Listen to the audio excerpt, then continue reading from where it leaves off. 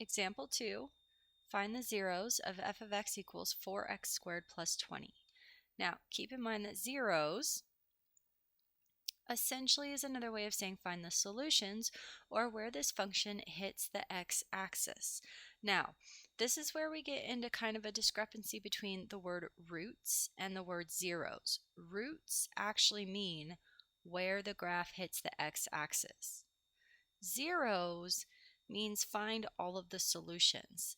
So it may hit the x-axis, it may not hit the x-axis. They may be real, they may be imaginary. Zeros is kind of saying everything. Roots is saying more of like the real ones.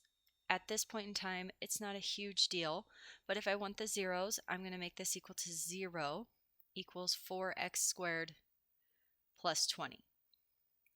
Then I'm going to look at it. There is no b term, so I'm going to solve by square root. I'm going to start by subtracting 20. Negative 20 equals 4x squared. Then I'm going to divide both sides by 4 because you first have to isolate the x squared. So negative 5 equals x squared. Then I'm going to square root both sides. The squared cancels with the root. X equals. I can take the I out, but if I look at the square root of 5, nothing's going to happen there. So this is going to be plus or minus, because we took a square root, I square root of 5, and those are the zeros of this function.